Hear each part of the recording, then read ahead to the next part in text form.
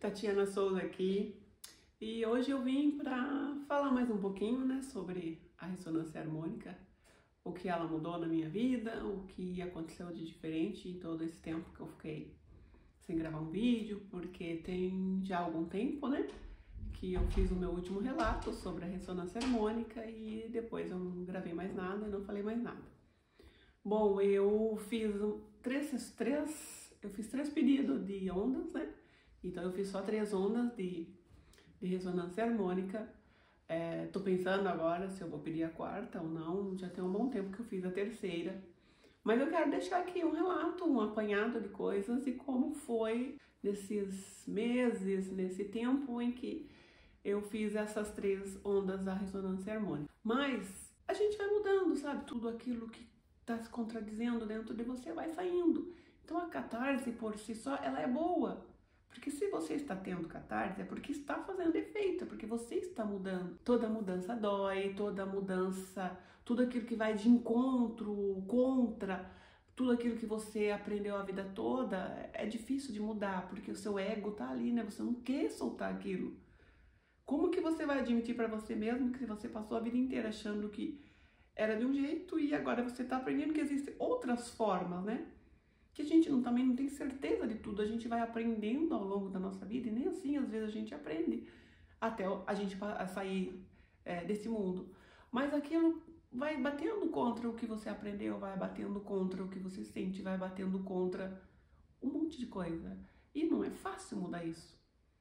Então aquilo vai mexendo com você, você vai ficando mais, né, mais ansiosa, mais chorosa, vai se colocando aquilo para fora, mas isso para mim, no meu ver, de certa forma, é muito bom, porque você está se limpando, você está se permitindo sentir, você está se permitindo questionar. Aí depois que você termina o caminho das palestras ali, você já está um pouco mais leve, você já fez toda aquela preparação, você lê o livro, você começa a se familiarizar com o que o professor está falando. Então, para mim, no meu caso, quando chegou a primeira onda, eu já tinha passado por uma catarse muito forte. Então, ali, eu só fui limpando, porque a minha primeira ressonância ainda eu pedi limpeza, porque foram 40 anos, né, sendo entupidas e sendo colocado muitas coisas dentro da gente que realmente não é a gente. Muitas escolhas que a gente faz na vida da gente não é consciente. É porque todo mundo aprendeu que é assim.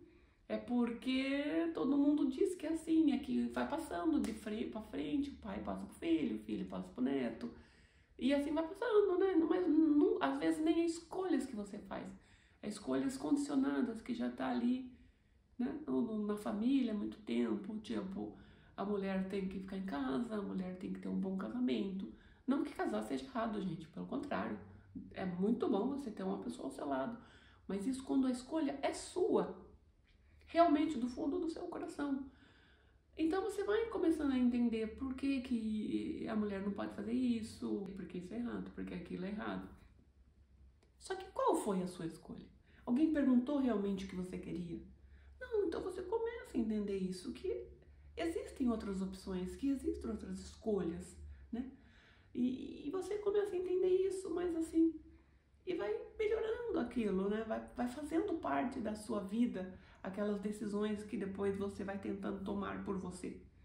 Então, a primeira palestra para mim foi assim, eu já estava pedindo limpeza só para tirar tudo aquilo que eu tinha dentro, como eu já tinha chorado muito, como eu já tinha me limpado bastante, eu fui pedindo mais ainda limpeza. E passaram os 3 meses, na segunda onda eu ainda continuei na limpeza e também pedi que eu queria me conectar um pouco mais com o meu eu superior, com a minha centelha de vida, com a minha mônada, com o que a gente quiser chamar, o nome que você quiser dar, Espírito Santo, com o que você quiser chamar. Então eu pedi que eu queria ter essa conexão. E automaticamente eu fui, né, melhorando, já na segunda onda eu ainda tive Aí comecei ali a ter um pouquinho de catarse, mais do lado financeiro, porque pra mim, o meu lado religioso era muito forte. Então eu achava que ele ia ser a pior parte para eu limpar. Foi difícil, mas não foi tanto como ainda está sendo a minha parte financeira e a minha parte de relacionamentos. Eu tinha muito problema com prosperidade, sabe? Porque eu via a minha família a vida toda vendendo o almoço para comprar o jantar, não é assim que se dizem por aí?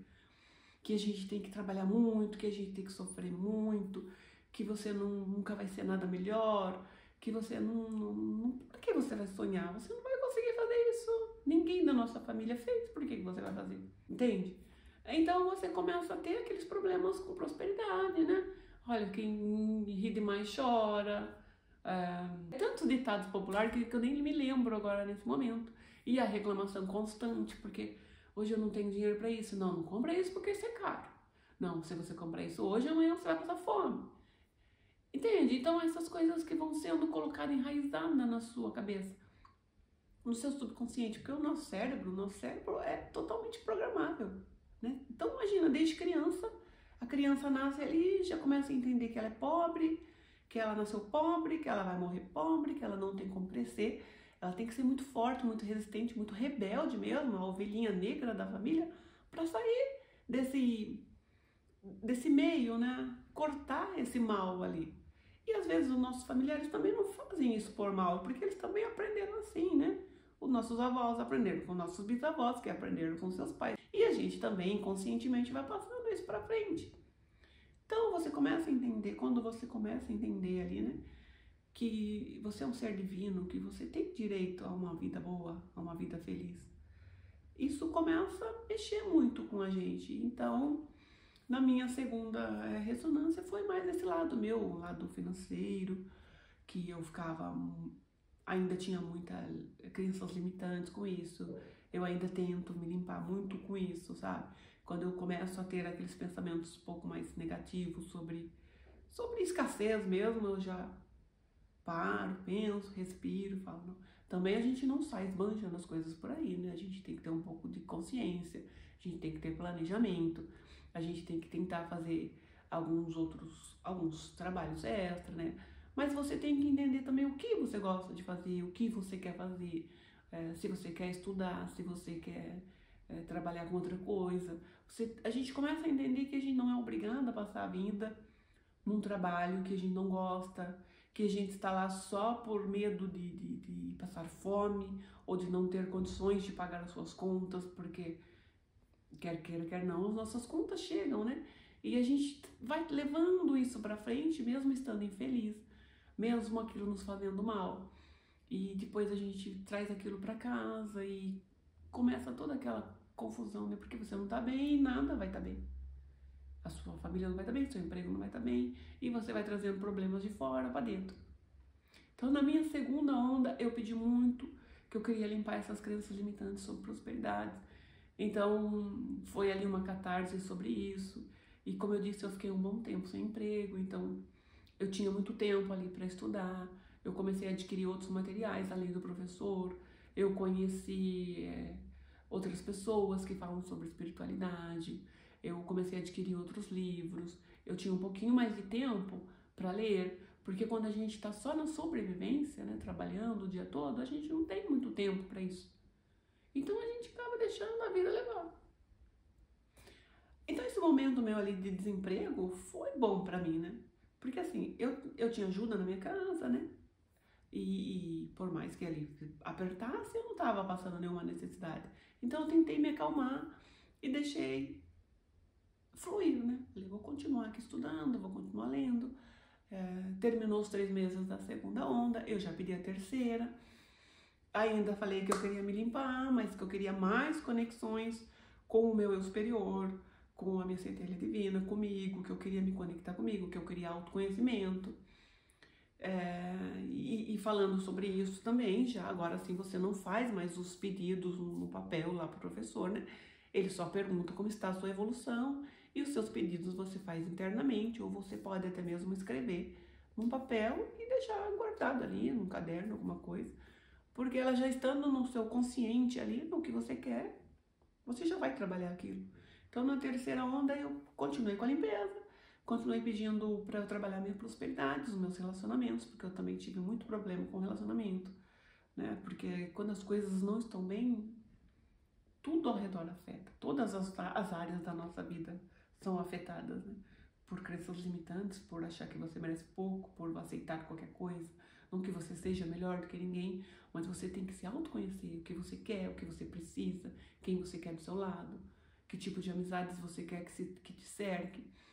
E com o tempo, com o passar do tempo, depois de toda essa limpeza, depois de pedir todas essas ressonâncias, depois de tudo que você aprendeu, você começa a selecionar algumas coisas na sua vida, né?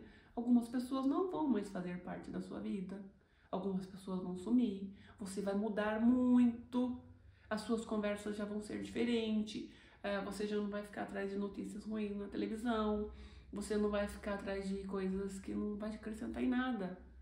Coisas que só vai brigar, discussões de políticas, ideologias, religião, você não liga mais para isso, você não quer mais saber disso, porque você sabe que você é além disso tudo. Você começa a entender isso. Então a terceira onda para mim também foi muito importante, porque eu comecei a ter um pouco mais de conexão mesmo, eu comecei a ter mais sonhos, porque até isso eu tinha cortado da minha vida, porque eu sou uma pessoa um pouco mais sensível. Então eu sempre fui uma pessoa que sonhava muito, né? Que tinha algumas projeções astrais, mas eu tinha muito medo dessas coisas. Então eu cortava isso, porque eu achava que isso não era de Deus, né? Como assim, eu vou sonhar com coisas que não fazem sentido para mim? Se bem que a espiritualidade trabalha de uma forma que ela não assusta a gente, né? Ela entende a programação que a gente tem, então às vezes os sonhos acontecem até de formas estranhas, mas eu comecei a ter mais conexões, eu comecei a ter sonhos, eu comecei a ter projeções, eu comecei a ter mais percepção, eu comecei a ouvir um pouco mais aquela voz do nosso eu superior mesmo, que a gente tem às vezes uma coisinha, um sexto sentido, como a gente fala, né?